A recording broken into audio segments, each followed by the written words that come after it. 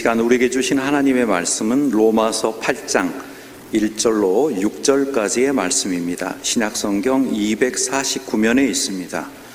오늘 이 시간 우리에게 주시는 하나님의 말씀 로마서 8장 1절로 6절까지의 말씀입니다. 신약 249면에 있습니다. 다 찾으신 줄 알고 봉독하겠습니다. 그러므로 이제 그리스도 예수 안에 있는 자에게는 결코 정죄함이 없나니 이는 그리스도 예수 안에 있는 생명의 성령의 법이 죄와 사망의 법에서 너를 해방하였음이라. 율법이 육신으로 말미암아 연약하여 할 수 없는 그것을 하나님은 하시나니 곧 죄로 말미암아 자기 아들을 죄 있는 육신의 모양으로 보내어 육신의 죄를 정하사 육신을 따르지 않고 그 영을 따라 행하는 우리에게 율법의 요구가 이루어지게 하려 하심이니라.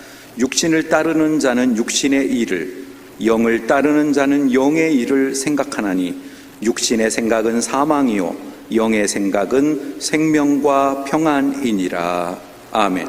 기도하겠습니다. 언제나 우리 함께하여 주시고 복주를 좋아하신 아버지 하나님, 3월 특별수업 통해서 복음이 어떤 능력이 있는지를 깨닫게 하시고 말씀 가운데 살게 하여 주심을 감사합니다.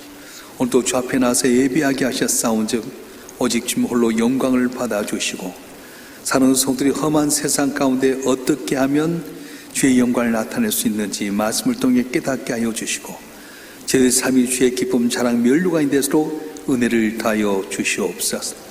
부족한 종을 세우시고 주의 말씀을 전토록 하셨사온즉 인간의 허물은 죄불로 가리시고 보혜사 성령께 치유오셔서 기름 부어주시고 주의 말씀을 올바르게 대언해서 아버지께서 이루고자 한 귀한 뜻 이루가는 우리 모두가 되게 도와주시옵소서. 우리 주 예수 그리스도 이름으로 감사하며 기도옵나이다. 아멘.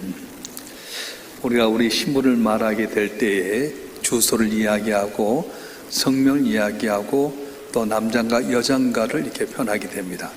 그래서 옛날에는 번적이라고 하는 게 있었어요.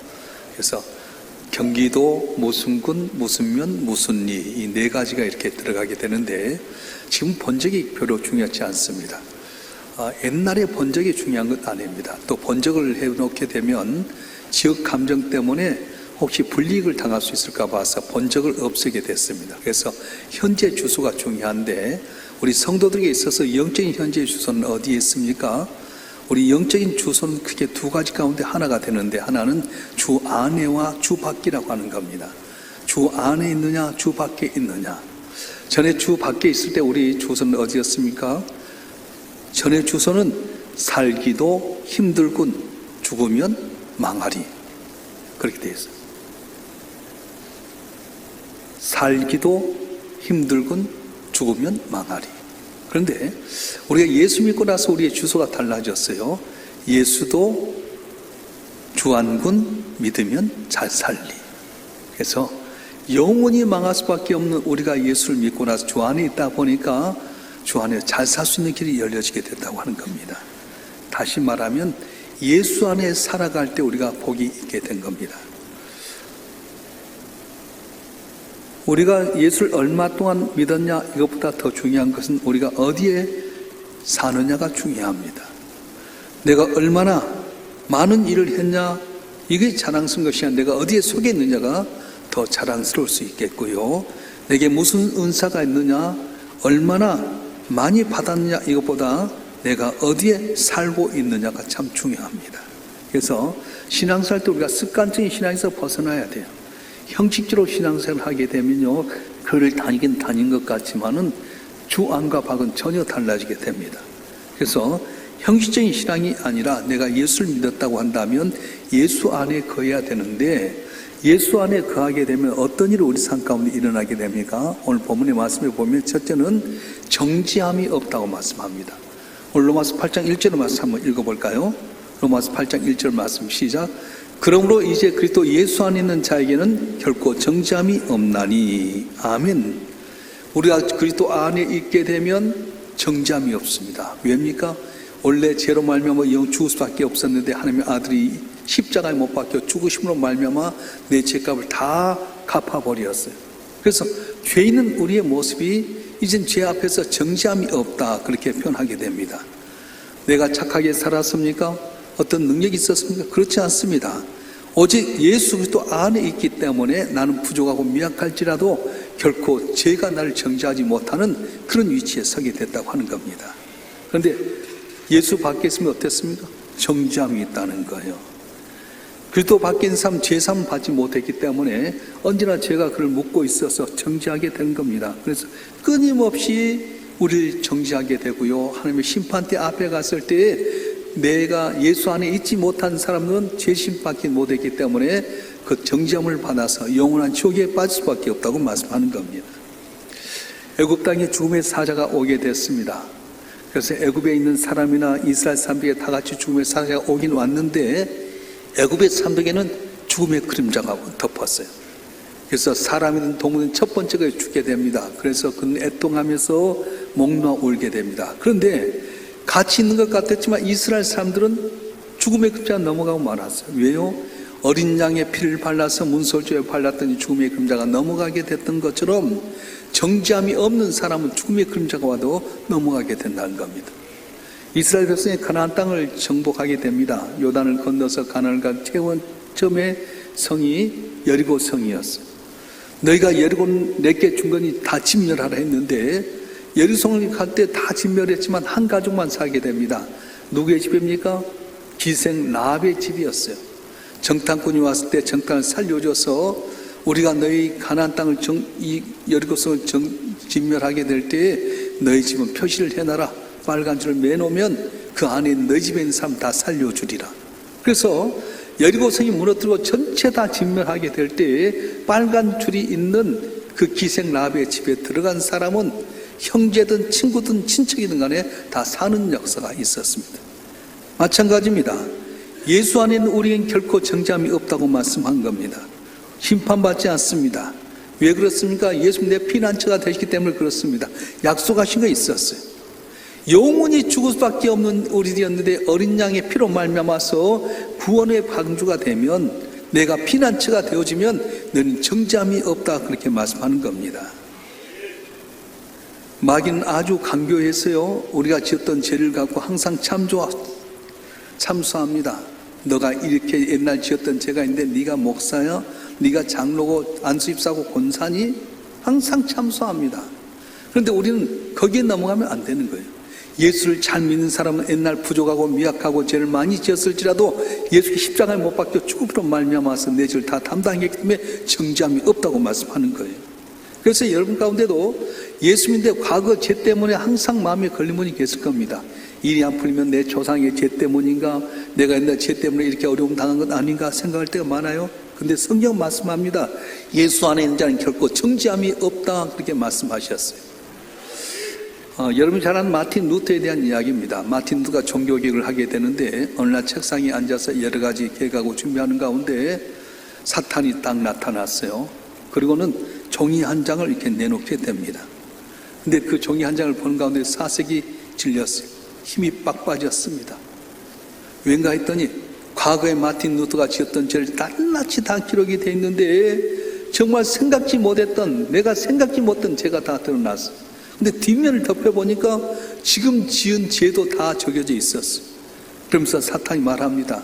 네가 이렇게 하면서 네가 종교개혁 한다고?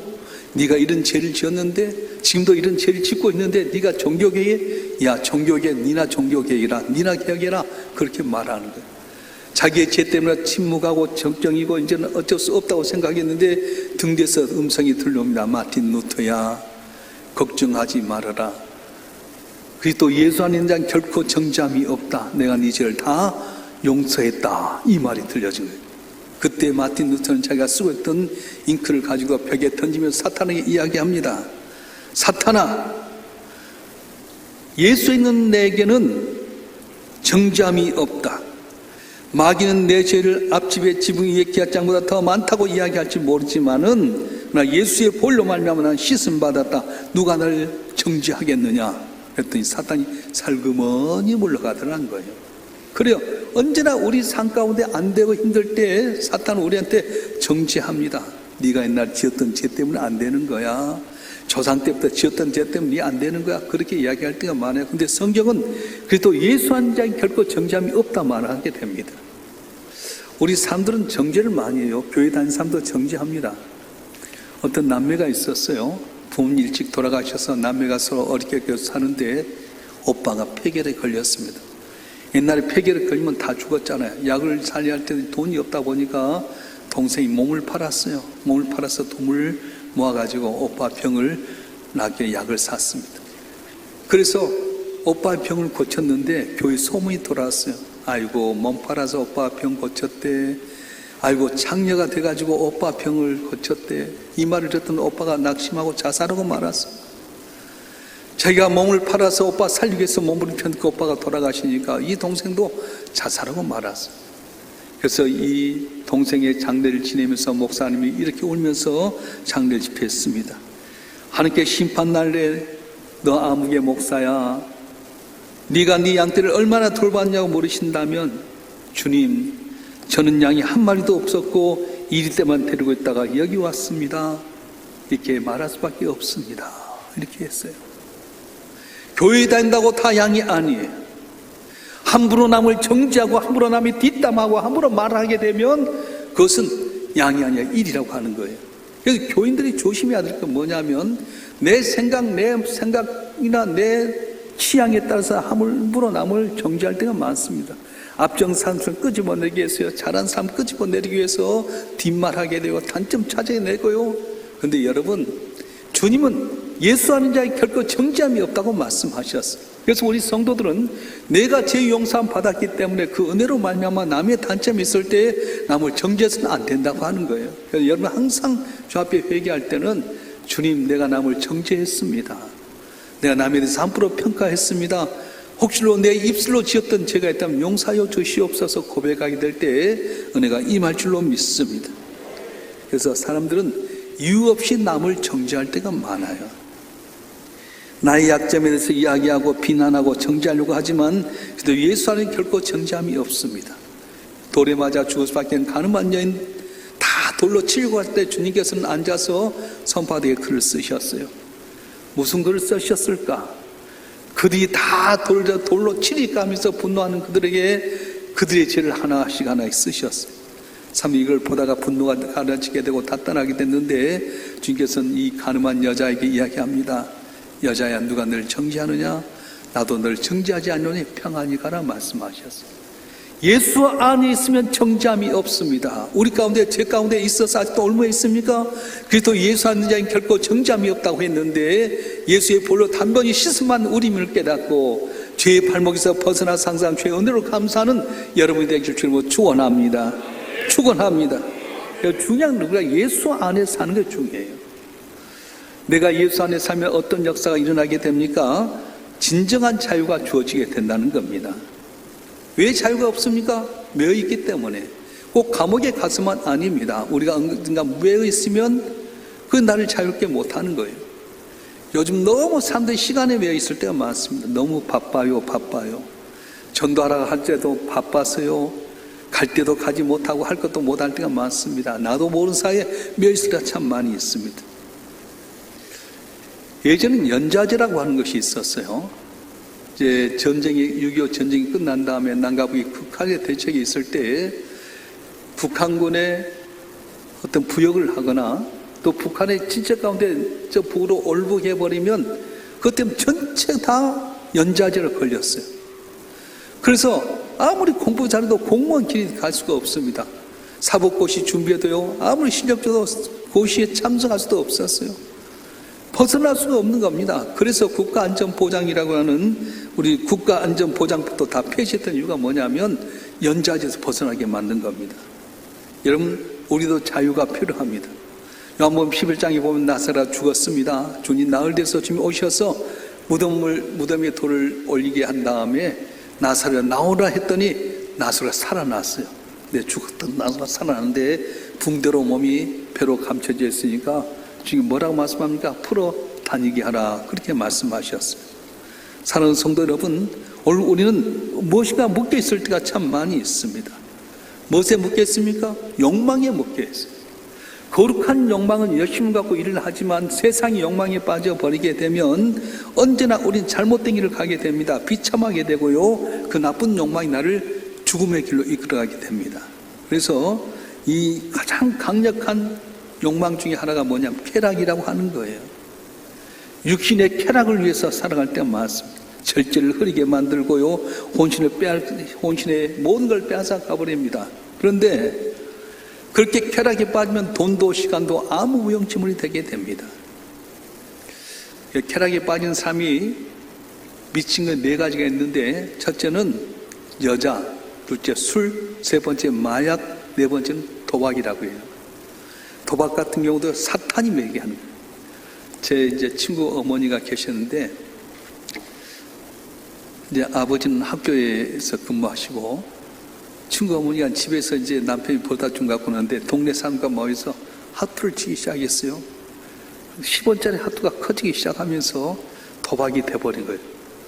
어느 날 신문에 딱 보니까 주부 도박 당해가지고 그분이 났더라고요. 여러분, 아무리 끊으려도 끊을 수가 없네요. 별 이야기 해도요, 자식들이 매달리고 남편이 매달려도 도박에 빠지면 어쩔 수가 없잖아요. 손목 자르는 날도 계속 하는 거예요.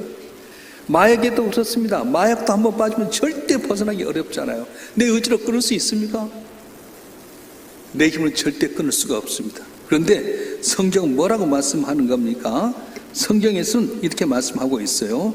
한번 읽어볼까요? 성경 말씀 한번 읽어보겠습니다. 로마서 8장 2절 말씀 한번 읽어보겠습니다. 로마서 8장 2절 시작. 이는 그리스도 예수 안에 있는 생명의 성령의 법이 죄와 사망의 법에서 너를 해방하였습니다. 아멘. 죄와 사망의 법에서 나를 구원할 수 있는 것은 생명의 성령의 법만이 자유롭게 할 수 있다는 거예요. 욕망에서 쾌락에서 벗어날 수 있는 것 힘들어 못합니다. 특별히 우리는 두려움에 묶여 있을 때가 많아요. 현실을 바라보면서 경제적인 위기, 질병의 어려움, 사람과의 관계 속에 많은 두려움이 빠질 때가 참 많습니다. 그래서 나는 할 수 없어, 나는 못해, 그렇게 하면서 거기에 얽매여서 벗어나지 못할 때가 많아요. 그런데 사람들이 이것을 벗어나기 위해서 나름대로 방책을 만들었는데 뭘 했습니까? 보험이라고 하는 걸 만들었습니다.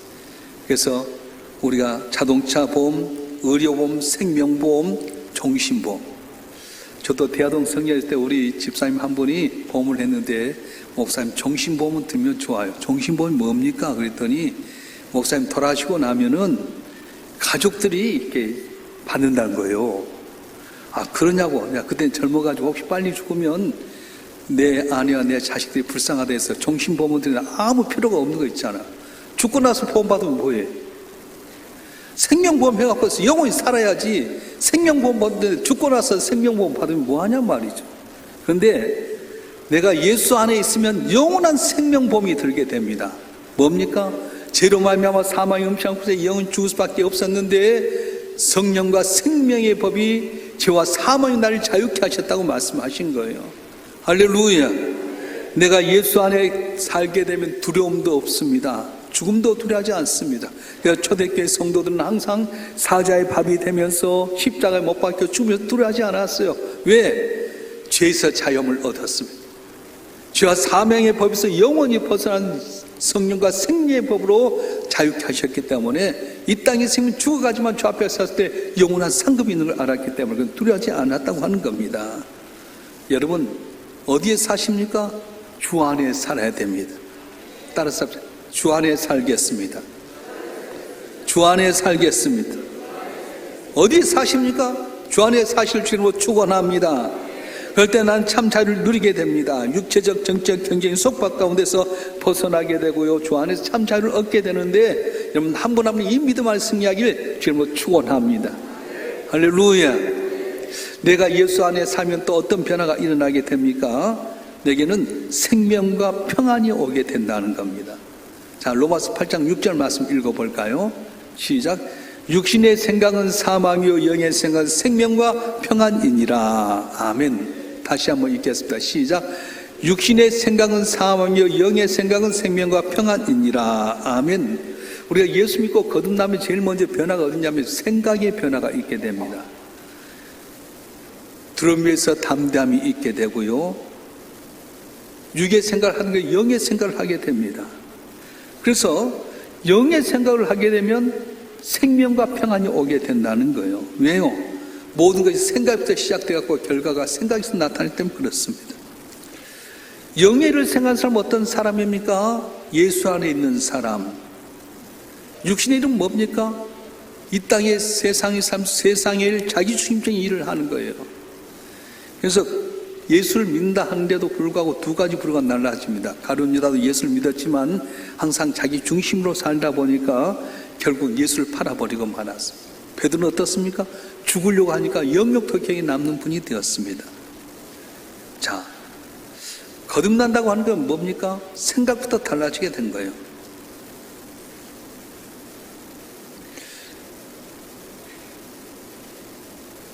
가룟 유다가 예수를 팔 때 어떤 현상이 일어나냐면 한번 읽어보면 요한복음 13장 2절 말씀 한번 읽어볼까요?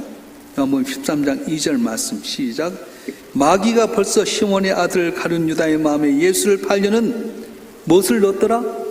생각을 넣었더라. 사탄이 예수를 팔려고 하는 생각을 집어넣었기 때문에 가룟유다가 팔게 된 겁니다. 여러분, 시간의 관리나 방향의 관리보다 더 중요한 건 뭐냐 하면 바로 생각의 관리입니다.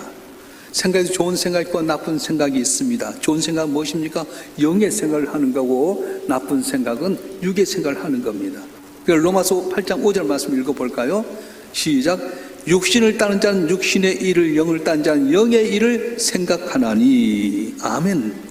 육신의 일을 생각하는 사람은 항상 육의 일만 생각한다는 거예요. 우리 성도들이 환경을 바라보면서 항상 육신의 생각이 사로잡힐 때가 많습니다. 참 기도했습니다. 뭘 먹을까, 뭘 마실까, 뭘 입을까, 육에만 생각할 때가 참 많이 있습니다. 그런데 성경 뭐라고 말씀합니까? 육의 생각은 사망이요 말씀했습니다.